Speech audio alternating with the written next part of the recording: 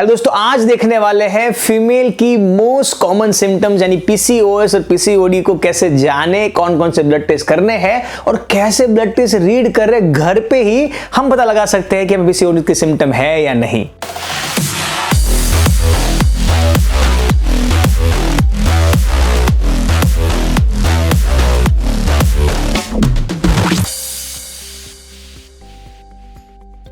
तो आज का वीडियो बहुत इंपॉर्टेंट होने वाला है हर एक फीमेल के लिए।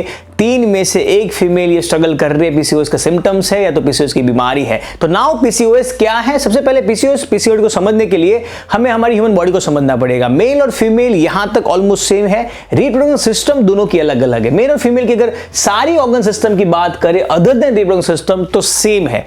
तो फीमेल रिप्रोडक्शन के 4 चीजें हमें समझनी है। वजाइना, इसको यूट्रस बोलते हैं, और ये 2 ओवरीज, ओके, यहां पे 2 ओवरीज होती है और ये फिलोपियन ट्यूब्स है।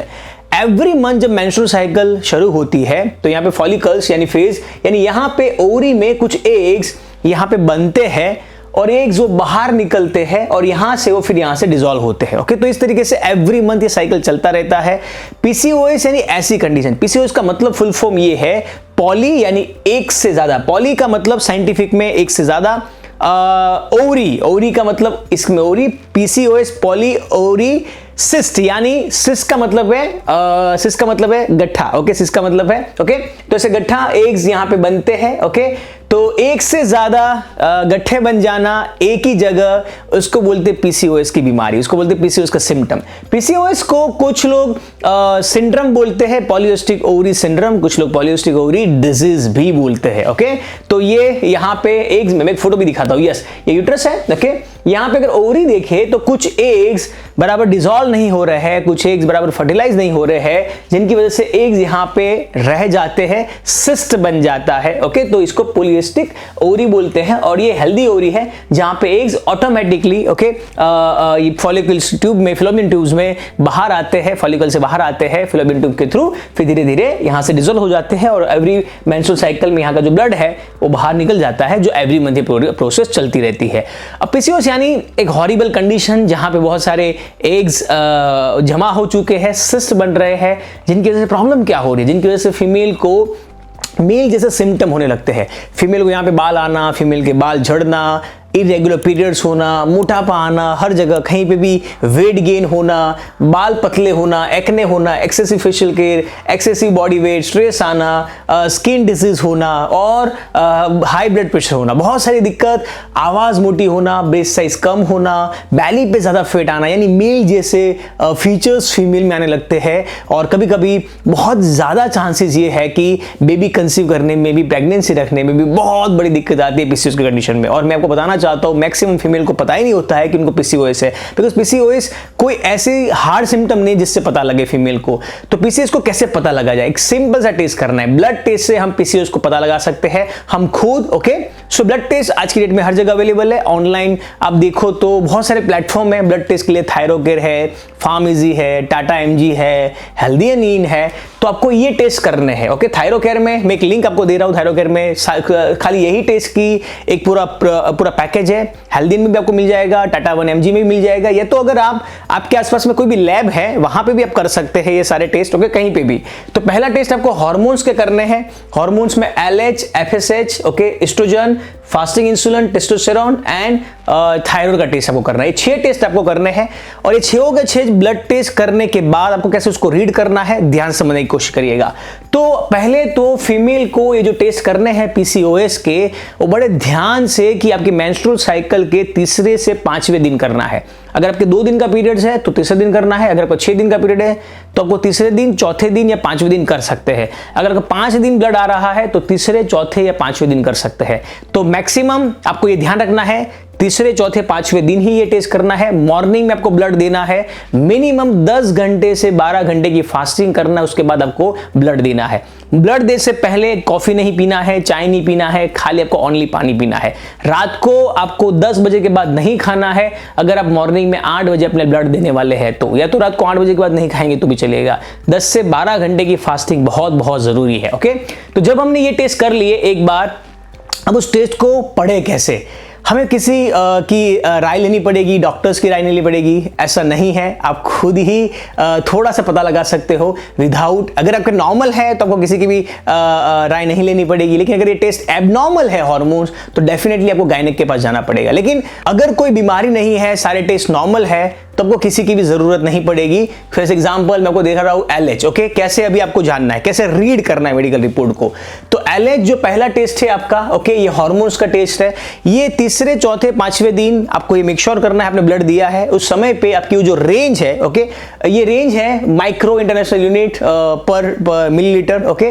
तो हमें रेंज कितनी होनी चाहिए, इसके बिलो होनी चाहिए। इसके अंदर आपको कोशिश, आपको ये ब्लड रिपोर्ट आपके पास आएगा किसी फीमेल का, अगर ये रेंज 6.5 है तो इसका मतलब है कि वो नॉर्मल है। किसी फीमेल का ये 10.5 है तो वो नॉर्मल है। अगर 12.5 है तो भी थोड़ा सा नॉर्मल है। 12.5 से अबाव है तो एबनॉर्मल है। इसका मतलब ये है PCOS के आपके सिम्टम्स बॉडी में है। सेम उसी का एक दूसरा हार्मोन्स FSH जनरली कम होना चाहिए, ओके। तो ये भी आपका 12.5 से बिलो होना चाहिए।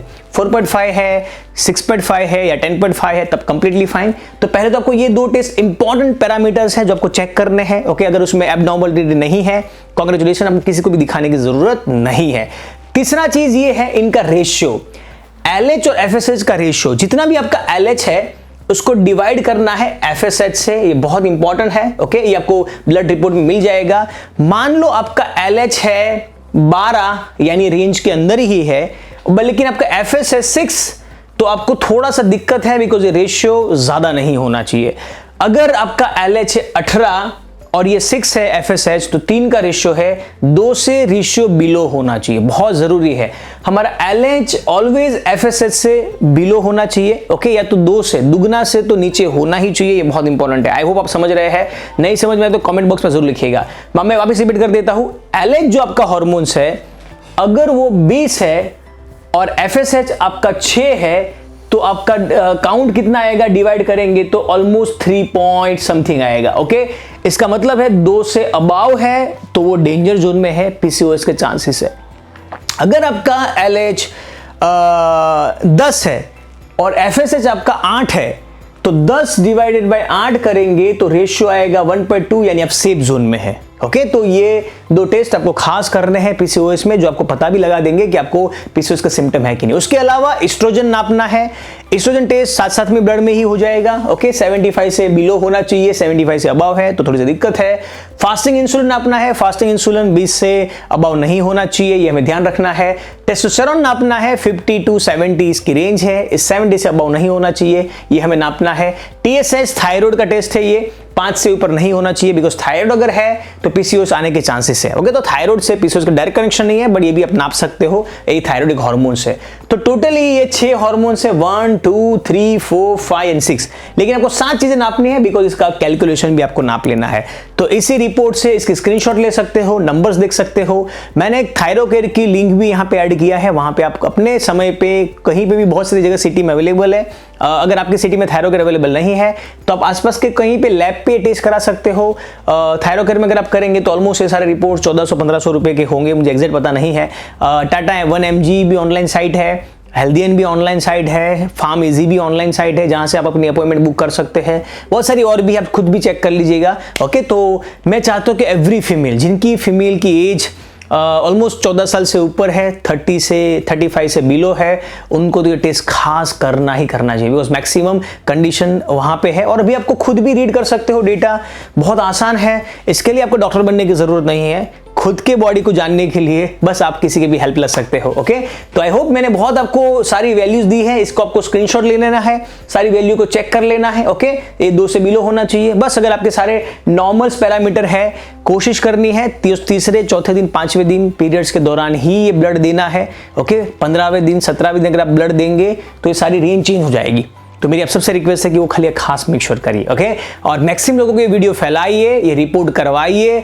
अगर आप मेल है तो अपनी वाइफ के लिए, अपनी बेटी के लिए, अपनी बहन के लिए खास ये करिए। जिनका मेनोपॉज हो चुका है, ओके, उनको ये रिपोर्ट्स की बिल्कुल भी जरूरत नहीं है, ओके। जिसका पेरीमेनोपॉज चल रहा है उसको भी रिपोर्ट की जरूरत नहीं है, ओके। और जिनका पूरा यूट्रस रिमूव किया है उसको भी रिपोर्ट की बिल्कुल भी जरूरत नहीं है, ओके।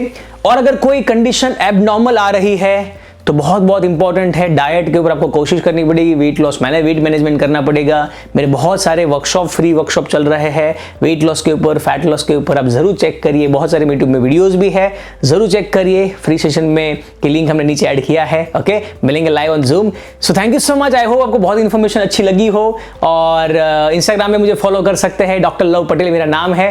और मैक्सिमम आपको सब्सक्राइब करिए चैनल को, और कमेंट बॉक्स में ये भी बताइए कि आपको इस वीडियो का कौन कौन सा टॉपिक पे वीडियो चाहिए। कोई सवाल है तो भी आप जरूर पूछ सकते हैं।